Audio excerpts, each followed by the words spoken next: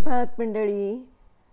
आता सध्या चैत्र महिना चालू आहे आणि चैत्र महिन्यामध्ये गौरीचा उत्सव खूप जोरदार असतो. तर आजच्या आपल्या पोस्टचं नाव पण आहे गृहिणीपणाचा उत्सव चैत्रगौर. बघूया चैत्रगौर काय असते. चैत्र शुद्ध तृतीया म्हणजे गौरी तृतीया या दिवसापासून वैशाख शुक्ल तृतीयेपर्यंत गौरीची पूजा करून महिनाभर हा उत्सव साजरा होतो. देवघरातील अन्नपूर्णा लख्ख करून तिची षोडशोपचारे पूजा केली जाते आणि तिला महिनाभर झोपाळ्यावर ठेवून हा उत्सव साजरा केला जातो. अनेक शुभचिन्हांची रांगोळी चैत्रांगण काढली जाते. तर गौरी अन्नपूर्णा कशी झाली याची सुंदर कथा पुराणात येते. गौरी ही भौतिक समृद्धीची देवता. अन्नधान्य, वात्सल्य, धनसंपत्ती, सौंदर्य, मांगल्य, कौटुंबिक सौख्य हे सारं काही तिचीच कृपा. शिव म्हणजे विशुद्ध ज्ञान, योग, वैराग्य, ब्रह्मज्ञान यांचं ते अधिष्ठान. शिव पार्वती एकदा कैलास पर्वतावर निवांत गप्पा मारत बसले होते. बोलण्याच्या ओघात शिव म्हणाले, ब्रह्म सत्यम जगत मिथ्या. फक्त ब्रह्म हे सत्य आणि बाकी सगळं खोटं. पार्वती म्हणाली, अहो हे सुंदर विश्व. शिव म्हणाले, साफ खोटं, आभासी आहे. विश्वातील सौंदर्य, मांगल्य, नातीगोती तेही असत्यच. बरं मग आपण खातो ते अन्न तरी, तेही खोटं, असत्य, आभासीच. फक्त ब्रह्मतत्व सत्य. झालं. गौरी देवींना आला थोडा राग. त्या म्हणाल्या, बरं तुमचं ज्ञान वैराग्यच खरं, बाकी सगळं आभासी ना. या क्षणी मी अंतर्धान होते. गौरी देवी गुप्त होताच जगातले मांगल्य लोपले. नात्यांचा गोडवा उडाला. घराचं घर पण हरपलं. सात्विक सौंदर्य विरलं आणि मुख्य म्हणजे जगातले सगळे अन्नधान्यसुद्धा अकस्मात संपले. शिवांना वाटलं, हरकत नाही, या वाचून जगाचं काही बिघडत नाही. पण थोड्याच वेळात संपूर्ण जगातले देव, मानव, ऋषी, पशु, पक्षी सारे प्राणी मात्र भुकेले होऊन शिवांपाशी आले. महादेव म्हणाले, थांबा, तुम्हाला जरा ज्ञान देतो. पण भुकेल्या पोटी कसलं ब्रह्म आणि कसलं ज्ञान. आधी अन्न द्या, मग पुढचं बोला. पण अन्न आणायचं कुठून? कोणीतरी सांगितलं, संपूर्ण विश्वात फक्त काशी नगरीत एक घर आहे, तिथेच अन्न उपलब्ध आहे. सगळ्या प्राणीमात्रांच्या वतीने शिवजी याचक म्हणून तिथे भिक्षा मागायला गेले. ओम भवती भिक्षां देही. आतून एका गृहिणीचा नाजूक आवाज आला, महादेवा भिक्षेत काय देऊ, ज्ञान की वैराग्य? महादेवांनी आत पाहिलं तर आत सुवर्ण सिंहासनी साक्षात पार्वती बसलेली आहे.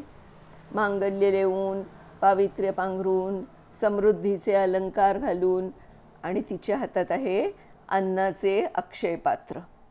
वात्सल्याच्या पळीने ती प्रत्येक जीवाला अन्न देऊन तृप्त करते आहे.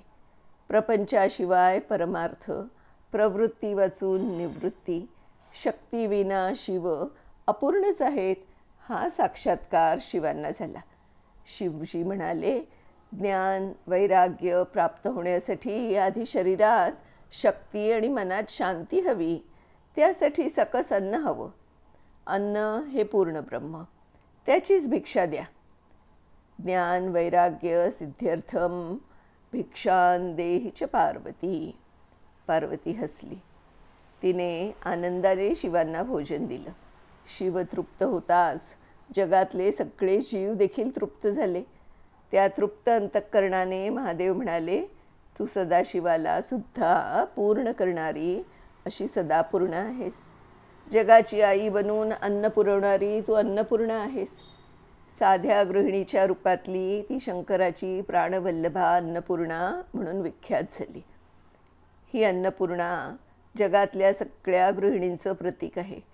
सोनेरी महालात राहणाऱ्या रुक्मिणीवर देखील द्वारकेतील सगळ्यांना अन्न देण्याची जबाबदारी होती. आणि झोपडीत राहणारी सुदामाची बायकोसुद्धा मिळेल ते रांधून घराला जेवायला घालत होती. परिस्थितीत फरक असेल, पण कुटुंबाला तृप्त करण्याची वृत्ती सारखीच आहे.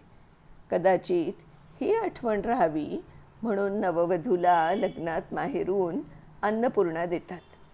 तिची रोज पूजा करत गृहिणीनं सकस अन्न शिजवावं, नाती जपावीत, घराला घरपण द्यावं.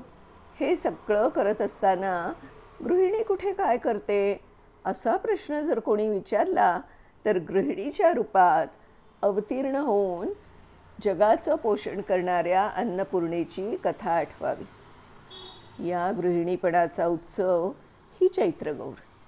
रोजची देवघरातली अन्नपूर्णा मखरात हिंदोळ्यात बसवली जाते किंवा काही ठिकाणी पंचगौरचे छोटे झोपाळे पुजले जातात.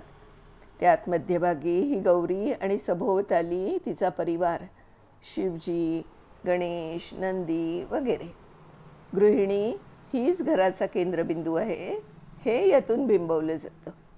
स्वयंपंचाननः पुत्रौ गजानन षडाननौ दिगंबरः कथं जीवेदन्नपूर्णाच न चेदगृहे. याच मुखे असणारे शंकर, गजमुख गणेश, 6 मुखे असणारे कार्तिकेय, पंचमुखी शंकर अशी खाणारी 12 तोंड घरी असताना भिक्षाटन करणाऱ्या दिगंबर शिवांचा संसार सुरळीत चालला आहे तो केवळ त्यांच्या घरी गृहिणी अन्नपूर्णा आहे म्हणूनच. शिवांपासून ते जगभरातल्या सगळ्यांचे संसार ज्यांच्यामुळे सुरळीत चालले आहेत अशा गृहिणींच्या रूपात असणाऱ्या अन्नपूर्णेला नमन. अन्नपूर्णे सदापूर्णे शंकरः प्राणवल्लभे ज्ञानवैराग्यसिद्ध्यर्थं भिक्षां देहि च पार्वती. तर अशी ही चैत्रगौरीची सुंदरशी कथा. आवडली ना? मला नक्की कळवा. पुन्हा अशाच एका छानशा गोष्टीसह भेटणार आहोत. तोपर्यंत नमस्कार.